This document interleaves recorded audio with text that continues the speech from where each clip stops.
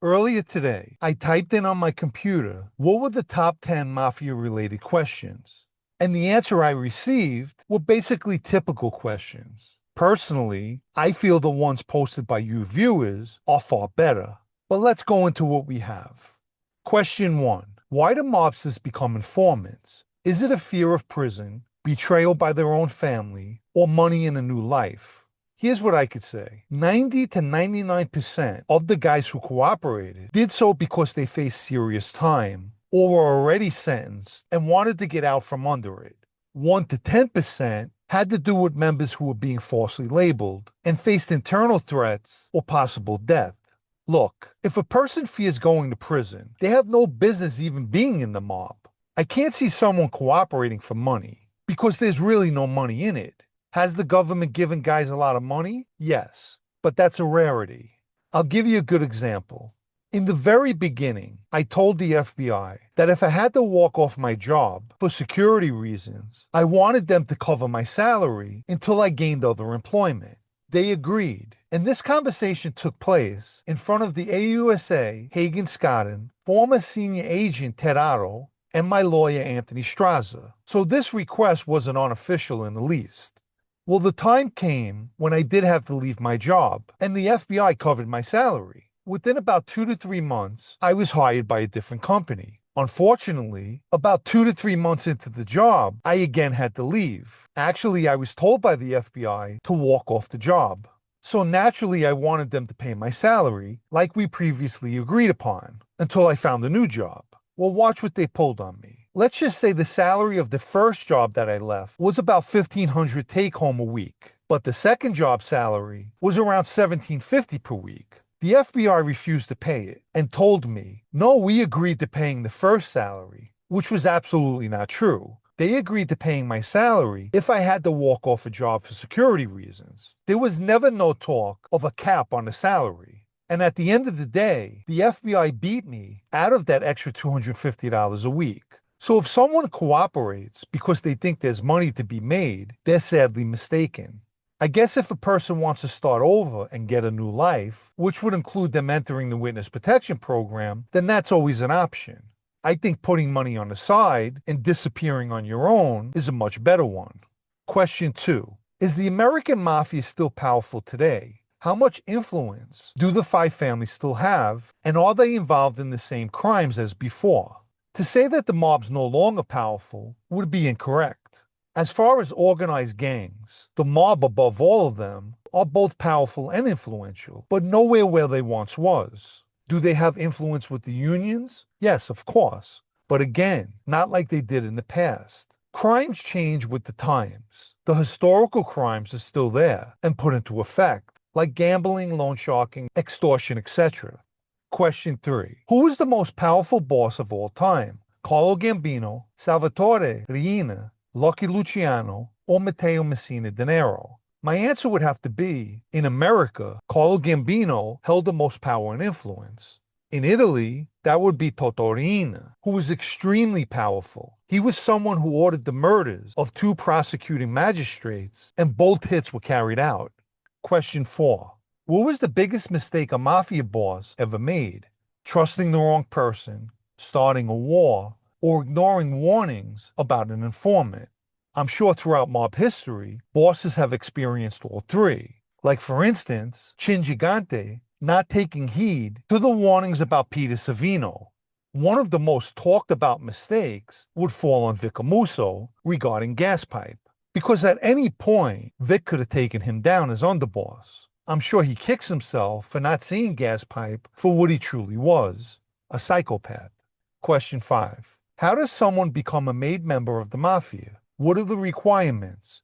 And how has the induction process changed over time? As for requirements, that would be being an associate and showing that you're trustworthy, on time, loyal, respectful, able to earn, and for some, displaying that you're capable. Most importantly, is doing what you're told, being an asset and never a liability. Ceremonies, despite having the same goal and outcome, differ depending on who's overseeing them. Question 6. What happened to the Mafia's code of silence? Why do so many members cooperate today? Is Omertà effectively dead?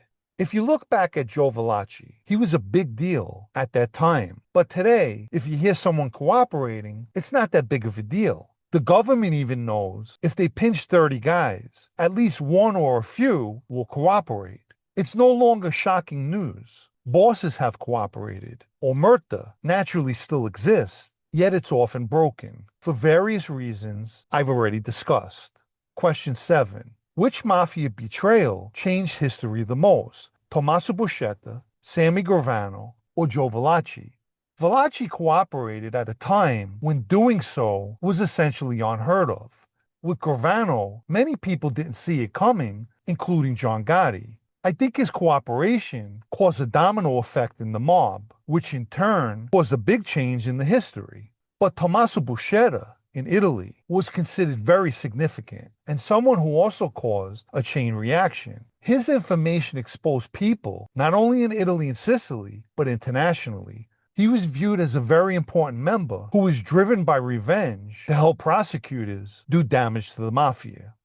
Question 8. How much money does organized crime make today? Drug trafficking, construction, gambling, and online scams. An exact figure, I wouldn't know.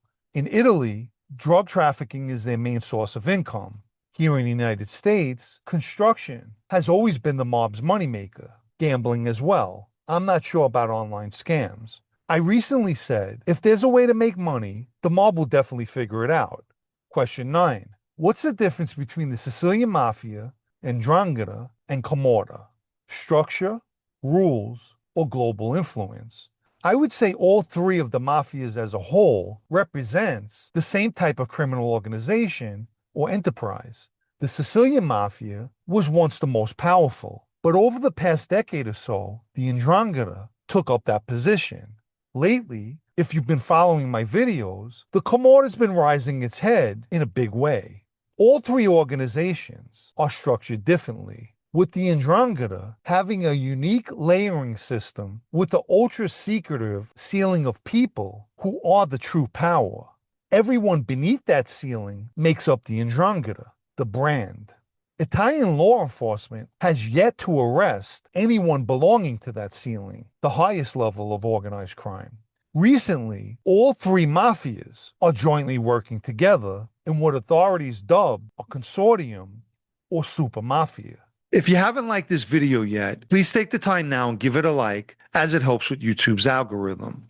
Anyone who'd like to show their appreciation for videos like this, or more importantly, help me to continue making them, you can donate with the super thanks icon down below, or through the PayPal Cash App links in the video's description.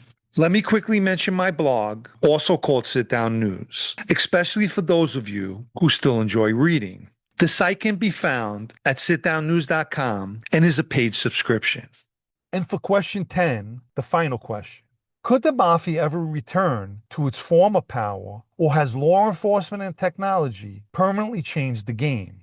I don't believe so. In Italy and Sicily, Italian law enforcement are hammering all the mafias on a daily basis. Here in the United States, the mob has become weakened. The quality of proposed members, law enforcement, and technology has caused drastic change in the mob. The power that they once possessed has dwindled over time, and I don't see it ever returning to its former self. I hope you enjoyed the questions, and more importantly, my responses.